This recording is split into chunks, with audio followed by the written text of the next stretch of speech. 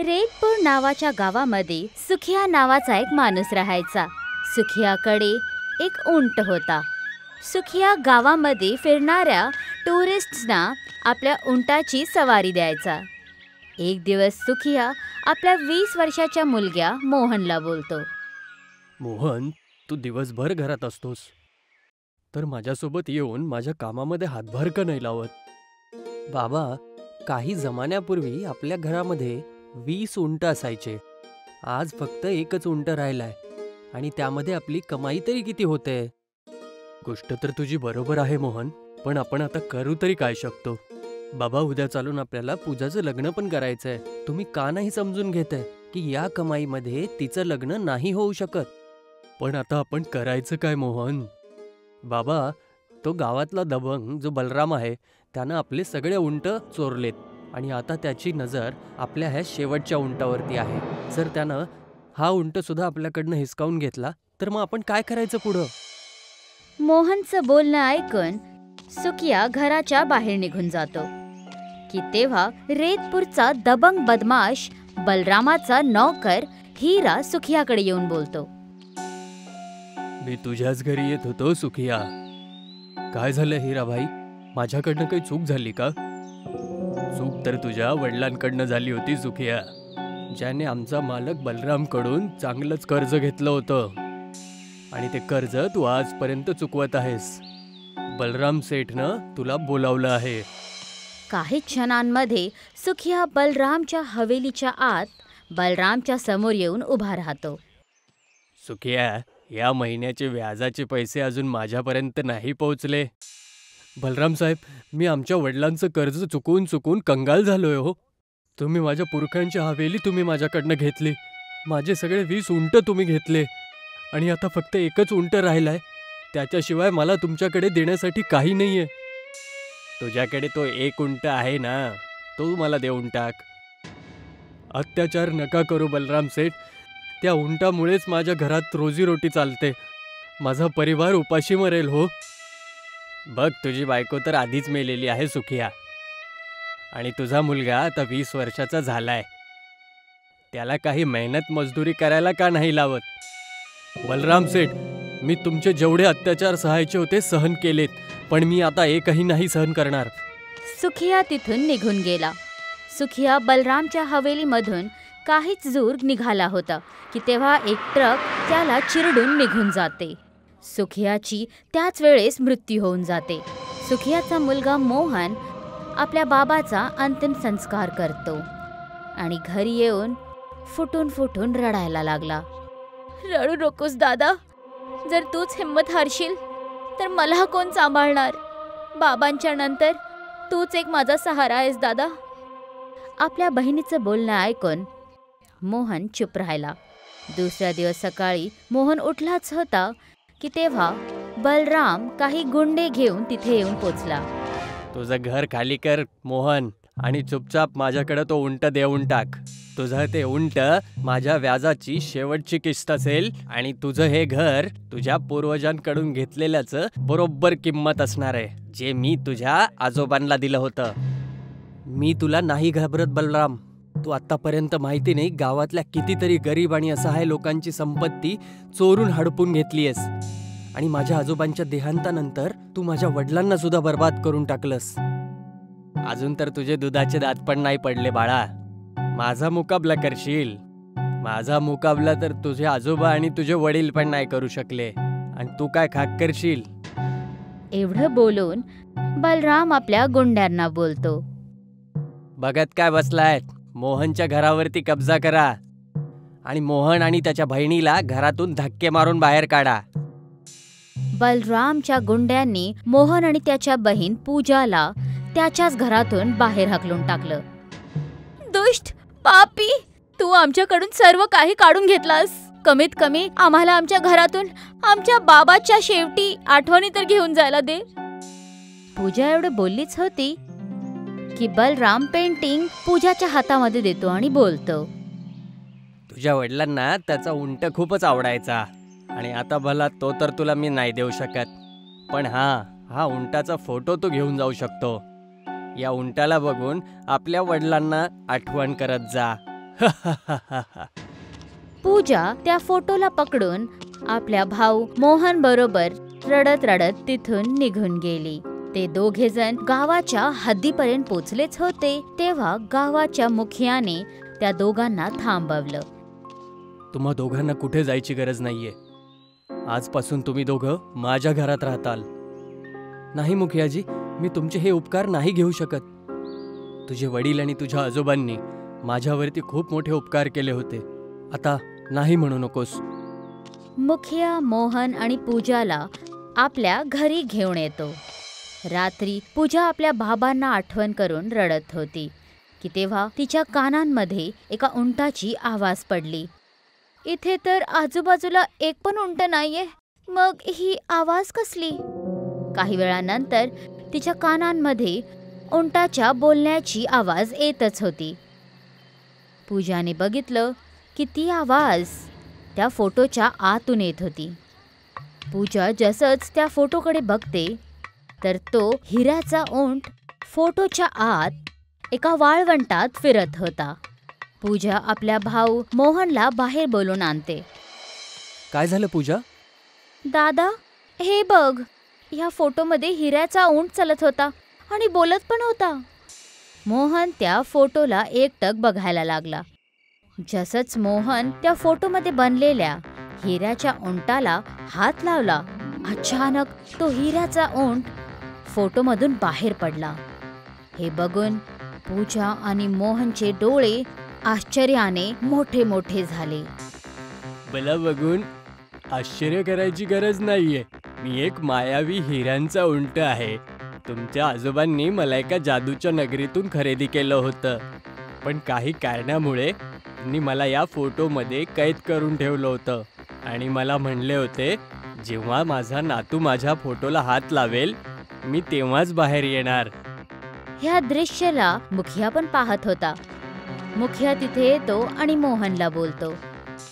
मोहन, माझे वडील सांगत होते की तुझ्या आजोबांकडे काही चमत्कारी शक्ती होत्या, पण तुझ्या वडिलांना या गोष्टीवरती विश्वास नव्हता. तेव्हा तो हिऱ्याचा उंट आपल्या तोंडातून हिरे टाकायला लागला. या हिऱ्यांना बाजारात जाऊन विकून या. तू कोणत्या साध्या माणसाचा नातू नाहीयेस. मोहन त्या हिऱ्यांना दुसऱ्या दिवस बाजारी जाऊन विकून येतो. काहीच दिवसांमध्ये मोहनने रेतपूर गावामध्ये प्रत्येक गरीब आणि असहाय लोकांची कर्जे चुकता करून बलरामच्या हातातून त्यांची जमीन आणि त्यांची संपत्ती सोडवून त्यांना परत केली.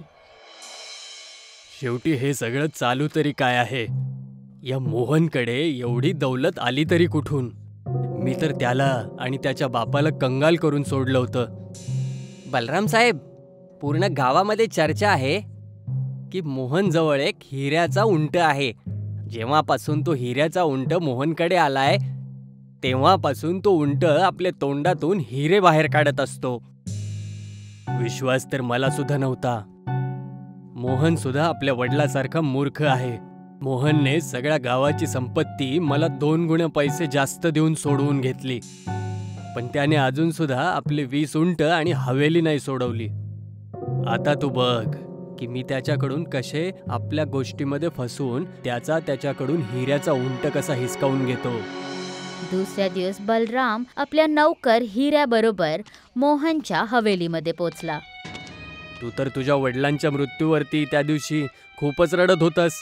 अरे मूर्ख, जर तुझ्याकडे तो हिऱ्याचा उंटच आला होता तर तू सगळ्याच्या आधी स्वतःच्या वडिलांची संपत्ती मागून घ्यायची होती ना की त्या गरीब गाववाल्यांच्या संपत्तीला सोडवायचं. मी त्याच सिलसिल्यामध्ये तुम्हाला बोलायला आलो होतो बलराम सेठ. सांगा आता ते 20 उंट आणि माझ्या पूर्वजांची हवेली याची किंमत काय आहे? मी तुझे 20 उंट आणि हवेली तुला वापस करू शकतो, पण मी त्याच्या बदल्यात तुला आपला हिऱ्याचा उंट मला द्यावा लागेल. बलरामचं बोलणं ऐकून मोहन अचानक एका विचारामध्ये पडतो. ठीक आहे, मी माझा हिऱ्याचा उंट तुम्हाला द्यायला तयार आहे, पण माझी एक शर्त आहे. कसली शर्त? तुम्हाला माझ्या सगळ्या संपत्तीसोबतच तुमची सुद्धा सगळी संपत्ती मला देऊन टाकावी लागेल. मला मंजूर आहे. दुसऱ्या दिवस बलरामने मोहनच्या पूर्वजांची हवेली मोहनच्या नावावर केली आणि त्याचे सगळे उंट पण त्याला परत दिले आणि त्याचबरोबर आपली सगळी संपत्ती पण मोहनच्या नावावर केली. हे घ्या बलराम सेठ, माझा हा हिऱ्याचा उंट आजपासून तुमचा झाला. बलराम आपल्या साथी हिरा बरोबर त्याच्या उंटाला मोहनच्या हवेलीमधून घेऊन परत आला. बघितलंस तू हिरा, मोहन सुद्धा आपल्या वडिलासारखा मूर्ख निघाला. आता तू बघशील, मी आता ह्या हिऱ्याच्या उंटामधून हिरे काढून मोहनपेक्षा सुद्धा जास्त श्रीमंत बनेल. एवढं बोलून बलराम त्या उंटाला बोलतो, आजपासून मी तुझा मालक आहे. आता लवकर तुझ्या तोंडातून हिरे बाहेर काढ. पण बलरामचं बोलणं ऐकून उंट हिऱ्याच्या जागेटी माती टाकायला लागतो. हे बघून बलराम रागात त्याला बोलतो, अरे मी तुला तर तुझ्या तोंडातून हिरे काढायला लावले होते, तर तू तर माती बाहेर काढायला लागलास. लवकर लवकर हिरे बाहेर काढ. बलरामच्या परत परत बोलल्यानंतरही तो जादुई हिऱ्याचा उंट मातीच टाकत होता. तू मला मूर्ख समजत आहेस? जादूच्या हिऱ्याचा उंट, जर तू हिरे बाहेर नाही काढणार तर काय झालं? मी तुझ्या शरीरावर लागलेले सगळे हिरे उखाडून काढेल आणि मी माझ्या नुकसानाची भरपाई करून घेईन. जसंच बलरामने हिऱ्याच्या उंटाच्या शरीरावर लागलेल्या हिऱ्यांना हात लावला, हिऱ्याचा उंट गायब झाला. हिऱ्याच्या उंटाला गायब होताना बघून बलराम घाबरता घाबरता हिऱ्याला बोलतो, हा तर गायब झाला. मालक, मला तर असं वाटतंय की मोहनने तुम्हाला मूर्खात काढलं. तेव्हा बलराम आणि हिराच्या कानांवर मोहनची आवाज पडते, आता हे बलराम सेठ नाही, नाहीतर हे भिकारी झालेत. हे सगळं काय आहे मोहन? तो हिऱ्याचा उंट गेला तरी कुठे? त्या उंटाला जिथे जायचं होतं तो तिथे चालला गेला. एवढं बोलून मोहन तीच फोटो बलरामला दाखवायला लागला. त्या फोटोमध्ये त्याच हिऱ्याच्या उंटाचं चित्र बनलेलं होतं. ज्या जादुई हिऱ्याच्या उंटाला तुम्ही माझ्याकडनं घेऊन तुमची सगळी संपत्ती मला देऊन निघून गेले होते, तो जादुई हिऱ्याचा उंट माझ्या आजोबांनी जादुई नगरीतून विकत घेतला होता. जेव्हा तो उंट ह्या फोटोमधून बाहेर आला होता तेव्हा त्याने मला सांगितलं की तुझ्या आजोबांनी तुमच्याकडून कुठलंच कर्ज घेतलं नव्हतं, तुम्ही मला खोटं बोलला होतात. आणि याच जादूच्या हिऱ्याच्या उंटाने तुला बर्बाद करण्यासाठी एक गोष्ट सुद्धा सांगितली होती. आणि एक गोष्ट सांगू मजेची तुला, हा उंट फक्त माझ्या हात लावल्यानंतरच यातून बाहेर येऊ शकतो, कारण हा माझा हिऱ्याचा उंट आहे. आता तुझं सगळं आयुष्य तू गरिबीमध्ये कापून टाकशील आणि तुला सुद्धा कळेल गरिबीत जगणं किती कठीण असतं. एवढं बोलून मोहन तिथून निघून गेला. बलराम आणि हिरा दोघेजण कंगाल झाले होते. तमिळनाडूच्या कन्याकुमारी दक्षिण भारताच्या एकदम अगदी टोकावर आहे. याच्या पुढे विशाल मोठा महासागर आहे, जो पुढे जाऊन बर्फाळ अंटार्क्टिका महाप्रदेशाला स्पर्श करतो. कहाणी कन्याकुमारीमध्ये उपस्थित असलेल्या पुटस्पूर नावाच्या गावात राहणाऱ्या अब्दुलची आहे. अब्दुल बकरी पाळण्याचं काम करत असायचा. त्याच्याकडे छोटे आणि मोठे एकूण 20 बकरिया होते. त्यांना ओळखण्यासाठी अब्दुलने त्यांच्या अंगावरती पांढऱ्या पेंटने नंबर लिहिले होते. बाबा, बकरा नंबर 15 त्याचं पेंट निघत आहे. मी शाळेतून चॉक घेऊन आले. मी त्याच्यावरती नंबर लिहू का? हा सकीना बाळा, लिहून जा. सकीना जेव्हा बकऱ्यावरती नंबर लिहायला जाते तेव्हा अब्दुलची बायको हमीदा अब्दुलला म्हणाली, सकीनाची फीस जमा करायची आहे आणि गयास पण मोबाईल साठी रडत आहे. बकरा नंबर 13 मोठा झाला आहे, तुम्ही त्याला विकून टाका, आपल्याला आता पैशांची गरज आहे. ठीक आहे, मी आज संध्याकाळी मोहित भाऊंकडे जाऊन येईल. जेव्हा कोणता बकरा मोठा व्हायचा तेव्हा अब्दुल बकऱ्याला कोणत्या मटन शॉप मध्ये जाऊन विकायचा. ये अब्दुल ये, आज काय माल घेऊन आलायस? आजचा माल एकदम कडक आहे. याचे मला 15,000 रुपये तर मिळालेच पाहिजे. या बकऱ्याचे 15,000 तर नाही भेटू शकत. असे बकरे तर 7-8 हजारामध्येच विकले जातात. तरी पण तू जरा ओळखीचा माणूस आहेस तर मी तुला 10,000 देईन. यापेक्षा जास्त या बकऱ्याला कोणी जास्त किंमत देणार नाही. अब्दुलने बकरा 10,000 मध्ये विकला. तो पेठाची मिठाई आणि पैसे घेऊन घरी पोहोचला. केवढ्याला विकला बकरा? मोहित भाऊंनी फक्त 10,000 रुपये दिलेत. मोहित तुम्हाला कमी पैसे देतो, तुम्ही कोणत्या दुसऱ्या दुकानदाराकडे का नाही जात? मोहित भाऊ आपल्या ओळखीच्यांमधले माणूस आहेत, ते एकदम चांगलीच किंमत देत असणार. 10,000 मध्ये फक्त सकीनाची फीस आणि कयाचे मोबाईल दोन्ही मिळतील का? 3,000 माझ्याकडे आहे. 13,000 रुपयामध्ये दोन्ही काम होऊन जातील. मुलांना हा पेढा वाटून दे. अब्दुल जेव्हा कोणता बकरा विकायचा त्याला वाईटही वाटायचं, कारण बकऱ्याला पाळता पाळता त्याच्यासोबत त्याला लगाव होत जायचा. पण विकणं हे अब्दुलची मजबुरी होती. घोडा गवतासोबत मैत्री करेल तर खाणार काय? अब्दुलचं मकान खूप जुना आणि वेगळाच होता. रात्रीच्या वेळी जेव्हा सगळेजण झोपले होते तेव्हा मोठ्या पावसामुळे छतावरून एक मोठा तुकडा गयाशच्या पायावरती पडला. गयाशच्या पायावरती मोठं दुःख झालं आणि घराच्या छतावरती मोठं बीळ पडलं. गयाशच्या पायाच्या इलाजासाठी खूप पैसे खर्च झाले. मी कधीपासून म्हणत होते की मकानाची मरम्मत करा, शेवटी होत्याचं नव्हतं झालंच ना. आता इलाजासाठी जास्त पैसे खर्च होत आहेत आणि हे बिलही बंद करावं लागेल. माझ्याकडे पैसे कुठं होते की मी घराची दुरुस्ती करेल, आणि त्यामध्ये ह्या जुन्या घरामध्ये पैसा लावणं म्हणजे वेडेपणा आहे. हे कधी पण पडू शकतं. तुम्ही कशा पद्धतीने पैसे कमवा, पण लवकरात लवकर नवीन घराचा इंतजाम करा, नाहीतर आपल्या डोक्यावरती छतही नसेल. बकरे पाळण्याच्या व्यापारामध्ये तर काही खास फायदा होत नाहीये. मला तर काही दुसरा पर्याय शोधावा लागेल. हो बाबा, शाळेतले मुलं सुद्धा आम्हाला बकऱ्यांचे भाऊ बहीण म्हणून ओळखतात. तुम्ही काही दुसरं काम करा ना. अब्दुलला पेठा पसंत होता. त्यांनी विचार केला, जर आम्ही पेठ्याची मिठाई विकली तर? मी कन्याकुमारीला जाईल आणि तिथे जाऊन पेठे बनवून विकायला लागेल. पण तुम्हाला पेठे बनवायला पण येत नाही ना. तर मी कुठल्या तरी दुकानावर काम करून पेठा बनवायला शिकून जाईल. बाबा, तुम्हाला पेठा बनवण्यासाठी कुठल्या दुकानावरती काम करायची गरजच नाहीये. तुम्ही त्या दिवशी पेठा आणला होता ना, तर मी YouTube वरती पेठा कसं बनवतात त्याची विधी बघितली होती. अब्दुलने सगळ्या बकरी आणि बकऱ्यांना विकलं आणि कन्याकुमारीला जाऊन पेठा बनवण्यासाठी सामान खरेदी केलं आणि दुकानामध्ये विकायला सुरुवात केली. पेठा किती रुपये किलो आहे? फक्त 200 रुपये किलो. माझी मुलं रंगीबेरंगी पेठा खातात. काय तुमच्याकडे रंगीत पेठा आहे? आत्ता तर नाहीये भाऊ, पण लवकरच उपलब्ध करून देतो. हळूहळू अब्दुलची विक्री वाढत जाते आणि त्याचं दुकान शहरामध्ये अब्दुल पेठेवालाच्या नावाने प्रसिद्ध होऊन जातं. जेव्हा अब्दुल जवळ पैसे एकत्र येतात तर तो त्याचं नवीन घर बनवतो. मुलांनो, तुमची परीक्षा संपल्यानंतर आपण श्रीलंका फिरायला जाऊया. अब्दुलचा परिवार जेव्हा श्रीलंका फिरण्यासाठी गेला तेव्हा ते त्यांच्या सोबत त्यांचा दुकानातला पेठाही घेऊन गेले. त्यांनी श्रीलंकेमधल्या लोकांना फ्री मध्ये पेठा खाऊ घातला. सांगा भाऊसाहेब, आमचा पेठा कसा आहे? तुमच्या पेठ्याचा स्वाद तर खूपच छान आहे. आमच्याकडे एक अली नावाचा माणूस पेठा विकतो, पण आज मला कळालं की अलीच्या पेठ्यामध्ये काही स्वादच नाहीये.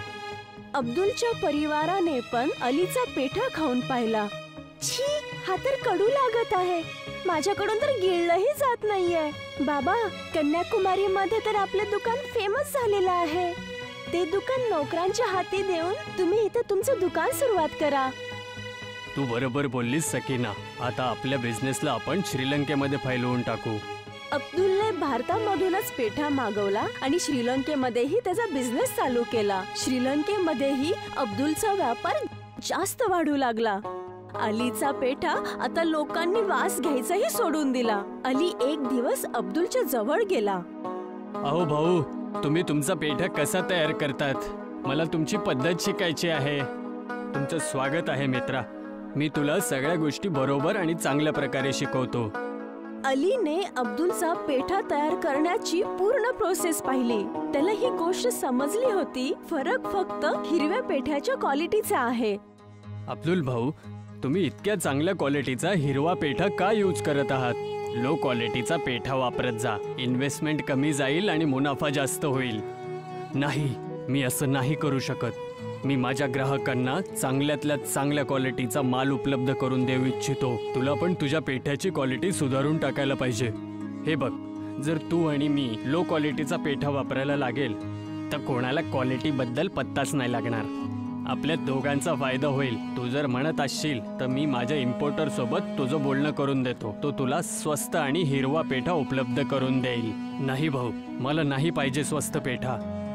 जर हा माणूस इथं राहिला ना तर माझा धंदा चौपट होऊन जाईल. अलीने एका बाईला काही पैसे दिले आणि तिला अब्दुलकडे पाठवलं. माझ्याजवळ पैसे नाही आहेत, पण माझी मिठाई खाण्याची खूप इच्छा होते. तुम्ही तुमचा पेठा मला खाऊ घालाल का? हो ताई साहेब, तुम्हाला जेवढं पाहिजे तेवढं खाऊ शकता. अल्लाच्या दुआने तुमच्या खाण्याने माझ्या मालामध्ये काही कमी नाही होणार. तुमचा आवाज तर पेठ्यासारखा गोड आहे. तुम्ही मला बहनजी नका म्हणू. माझं नाव रसिली आहे. तुम्ही मला ह्याच नावाने बोला ना. मला तुम्हाला एकट्यात भेटायचं आहे. तुमच्याकडे वेळ आहे का? अलीचा प्लॅन होता की रसिली अब्दुलला फसवेल आणि खोटे दुसरे आरोप लावून त्याला बदनाम करून जेलमध्ये पाठवेल. पण अलीचा प्लॅन सक्सेस नाही झाला. अब्दुलने रसिलीच्या बोलण्यावरून त्याला समजून गेलं आणि तो म्हणाला, मी एक लग्न झालेला माणूस आहे, त्यामुळेच मी तुला एकट्यात नाही भेटू शकत. तिथे कोणत्याही बाईची डाळ नाही जळणार. तू दुसरा कोणता तरी उपाय शोध. अली त्याच्या ओळखीच्या एका मंत्र्याकडेच गेला. मंत्रीजी, एका अब्दुल नावाच्या भारतीयाने माझ्या नाकात दम करून सोडलाय. तुम्ही काहीतरी कुठला तरी कायदेशीर अडचण आणून त्याला तामिळनाडूला वापस पाठवा. भारत सरकारसोबत चांगले नाते ठेवणं सध्या आपली मजबुरी आहे. भारत सरकार प्रत्येक गोष्टीत आपली मदत करत आहे. त्यामुळेच कुठल्या भारतीय व्यापारीला कष्ट देणं माझ्याकडनं नाही होणार. तू तुझ्या पद्धतीने उपाय कर. अली रागाला गेला आणि घरी पोहोचला. काय झालं? आजकाल तुम्ही एवढे टेन्शन मध्ये का राहता? आता माझ्या त्रासामध्ये तू काय करून घेणार आहेस? तुला तर फक्त दागिने आणि चांगले कपडे पाहिजेत. दागिने आणि चांगले कपडे घेणं वाईट काय आहे? पण तुम्ही तुमच्या परेशानीचं कारण तरी सांगा. झालं तर मी काहीतरी समाधान देईल. अलीने पत्नीला समस्या सांगितली. माझा भाऊ शाहरुख अंटार्क्टिकाच्या यात्रेला जात आहे. त्या माणसाला जहाजेमध्ये बसवून अंटार्क्टिकामध्ये फेकून द्या. तिथं बर्फच बर्फ आहे. गारठून तिथंच मरून जाईल. अलीचा मेहुणा ज्या दिवशी अंटार्क्टिकाला जाणार होता त्याच्या एक दिवस आधी अलीने काहीतरी तोंड झाकलेल्या गुंडांद्वारा अब्दुलला उचललं.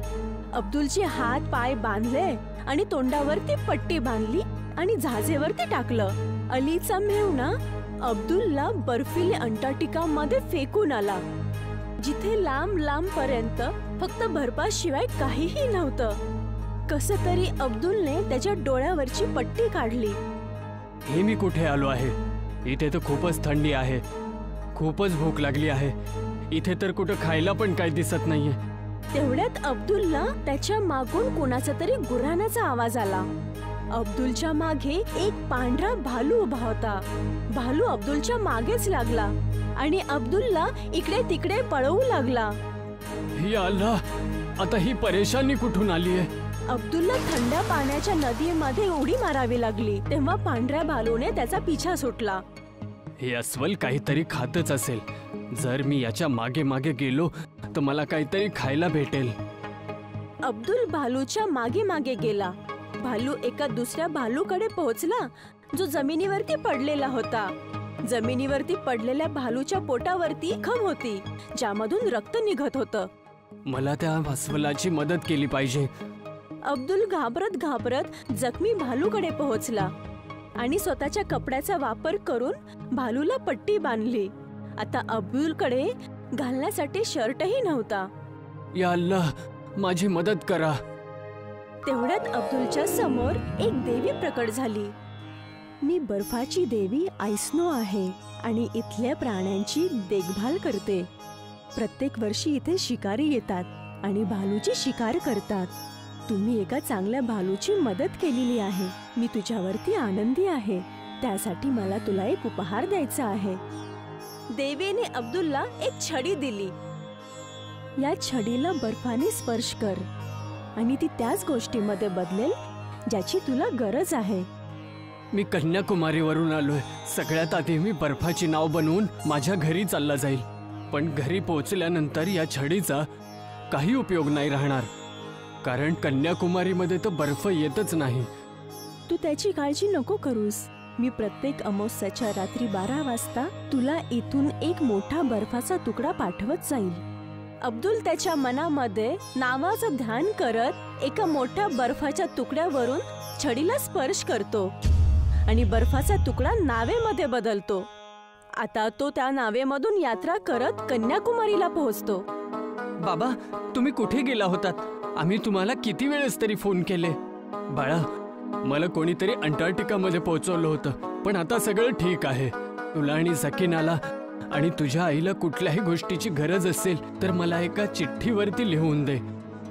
अमावस्येच्या रात्री अब्दुल समुद्राच्या काठेवरती जाऊन पाहिलं. त्यांनी पाहिलं की एक मोठा बर्फाचा तुकडा पोहत त्याच्याकडे येत आहे. अब्दुलने त्या बर्फाचे खूप तुकडे केले आणि त्याच बर्फापासून पेठा बनवला. त्या पेठाचा तोच स्वाद होता जो त्याच्या हातापासून बनवलेल्या पेठ्यामध्ये असायचा. बर्फच्या मोठ्या तुकड्याने त्यांनी त्याच्यासाठी कारही बनवली. काही दिवसानंतर अब्दुल श्रीलंकेला गेला. यावेळी तो त्याच्या दुकानावरती एक महागडी कार घेऊन गेला. अली त्याला बघून चकित झाला. शाहरुख, काय तू अब्दुलला अंटार्क्टिकावर नव्हतं सोडलं? मी तर त्याला तिथेच सोडलं होतं. तर मग तो वापस कस काय निघून आला? मला नाही माहिती. तो बिना जहाजाचं एवढा मोठा समुद्र पार करून इथे कस काय आला? अब्दुलकडे पेठ्याची आता काहीच कमतरता नव्हती. तो जेव्हा पाहिजे तेव्हा तो पेठा तयार करत असायचा. त्याला कोणते पैसेही द्यावे लागत नसायचे. अरे अब्दुल भाऊ, कसे आहात? एकदम मस्त. अली, तू सांग. मी पण ठीकच आहे. तुमच्या पेठ्याची क्वालिटी तर अजूनच छान झाली आहे. एकदम आरशासारखी पारदर्शक, बिलकुल बर्फासारखी.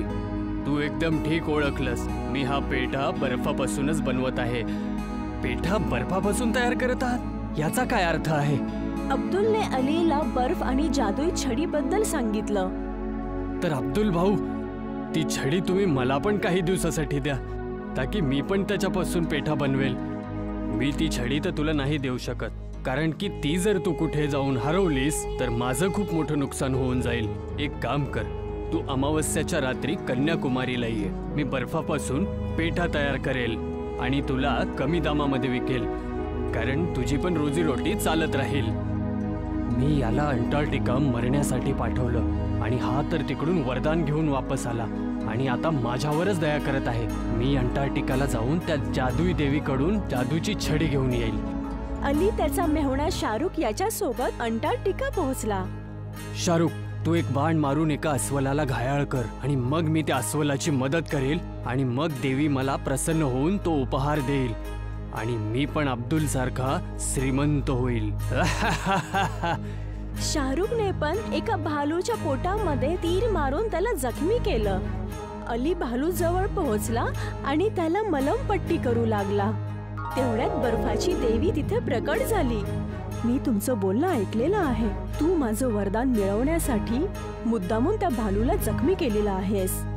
तुला दंड मिळेल. देवीने 4 भालू अलीच्या मागे पळवले. अली त्याचा जीव वाचवत वाचवत थंडी नदीमध्ये पोहोचला. अरे कोणीतरी मला इथून बाहेर काढा. हा अस्वल तर मला इथून निघूच देत नाहीये. मला माफ करा देवी, मला इथून बाहेर काढा कोणीतरी. मला घरी जायचंय. आणि अशा प्रकारे अलीने त्याच्या कर्माचं फळ भोगलं. आई, मला हे पुस्तक पाहिजे. बरं ठीक आहे, त्या पुस्तकाला नीट बघ जरा. ओ, हे तर माझ्या कामाचं पुस्तक नाहीच आहे. तर ऐक, मी तुला एक गोष्ट सांगते. ये, गोष्ट ऐकूया.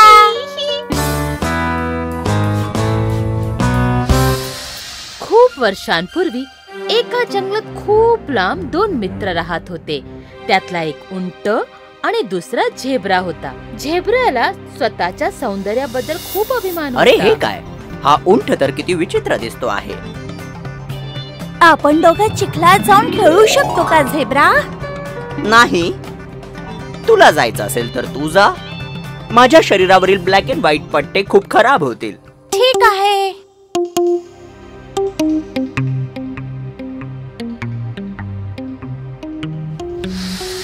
माझ्याकडून काही चूक झाली का झेब्रा? हे बघ, मी आता थोडासा बिझी आहे मित्रा. झेब्राला काय झालंय काय माहित? तो असं का वागतोय माझ्या बरोबर? काही दिवसानंतर मोठ्या जंगलात अकाल पडला. जंगलात पाऊसच नव्हता. जंगल सुकले आणि प्राण्यांकडे पिण्यासाठी पाणी नव्हते. पाणी पाणी इथे पाणी सुद्धा नाहीये. अरे हे काय, तळ पण सुकलाय. हे काय आहे गाढव दादा? पाणी पाणी, तुम्ही मला थोडं पाणी द्याल का? द्याल ना? हे बघ, मी तुला पाणी नाही देऊ शकत, मला माफ कर. तू उंठाकडे जातो, तुला मदत करेल. ला ला ला ला ला ला ला ला ला. अरे झेब्रा, माझ्या मित्रा, काय झालंय?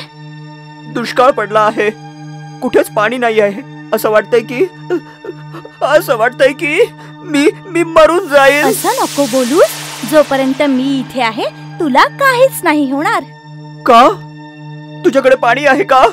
तू तर अगदी निरोगी दिसतो आहेस. हो आहे, पण मी तुला ते नाही देऊ शकत. काय? असं नको करूस प्लीज, असं नको करूस. नाही नाही, असं मुळीच नाहीये. मी तुला पाणी देऊ शकत नाही कारण ते माझ्या हंप मध्ये आहे. हंप मध्ये? होय, हे जे तुला माझ्या पाठीवर कुबड दिसतंय ना, त्याला हंप म्हणतात. यात पाणी जमा होतं. मी कित्येक महिन्यांपर्यंत या पाण्यावर जगू शकते. मग मी आता काय करू? तू काळजी नको करूस. मी तुला जिथे पाणी आहे तिथे घेऊन चल. तुला अशी जागा खरंच माहिती आहे? हो, माहित आहे. मी एक वाळवंटी प्राणी आहे. मला माहित आहे की जलस्रोत कुठे आहे. जलस्रोत काय असतं? जलस्रोत एक अशी जागा आहे जिथे खूप सारं पाणी असतं. ती जागा मी शोधून काढेन.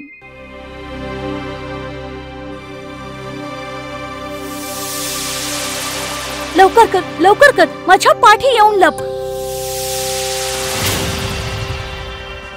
हे काय होतं? हे धुळीचं वादळ होतं. पण याने तुला काहीच कसं नाही झालं? ह्या माझ्या मोठ्या मोठ्या पापण्या आहेत ना, त्या यासाठी बनल्या आहेत. त्या मला धुळीपासून वाचवतात आणि माझी चामडी सुद्धा खूप जाड आहे. मी चालू नाही शकत कारण ही जमीन खूप गरम आहे. तुझे पाय भाजत नाही आहेत का मित्रा? नाही, अजिबात नाही. माझे हे पाय गरम वाळूवर चालण्यासाठीच बनलेले आहेत. हे बघ, तू माझ्या पाठीवर बस, मी तुला घेऊन जातो. काय? अरे पण तू असं कसं करू शकतोस? करू शकते. आम्ही उंट खूप मजबूत असतो. मोठ्या मोठ्या शहरांमध्ये आम्ही लोकांना पाठीवर घेऊन चालतो.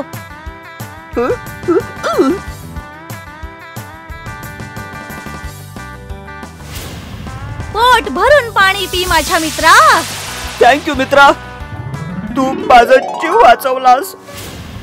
बेटा, बाहेरचे सौंदर्य महत्वाचे आहेच, पण आतील सौंदर्य त्याहून जास्त महत्वाचं आहे. बरोबर बोलली साई.